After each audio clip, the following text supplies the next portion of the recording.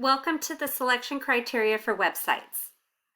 The advantages are that websites provide information on a global basis.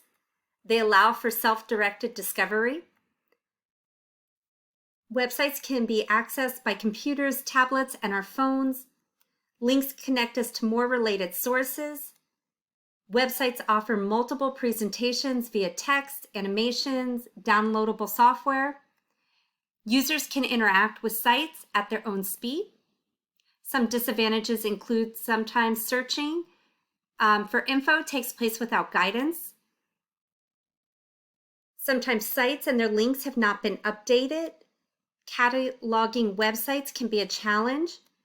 Advertising can be distracting. The website may not be age appropriate. When accessing numerous links, students can get lost. Students can download a file, alter it, and illegally claim it's their own. We should be teaching internet safety. Selection criteria. You should ask yourself the following. Is content and vocabulary appropriate? Is the purpose clearly stated? Does the site fulfill the purpose?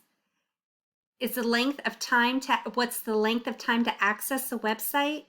Is it easy to navigate through various pages? Have the links been updated and no error messages? Does the design add to the appeal? Does the type and background make it readable? Is there a link to the homepage on every page? Is there a table of contents?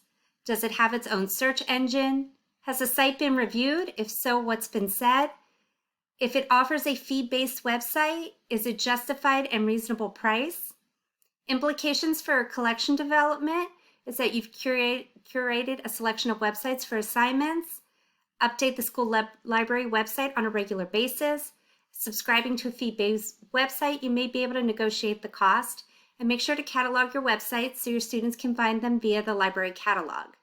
Copyright considerations. All web pages are copyrighted. A notice will inform users if they may copy materials. Subscribing to a website, adhere to the licensing agreement.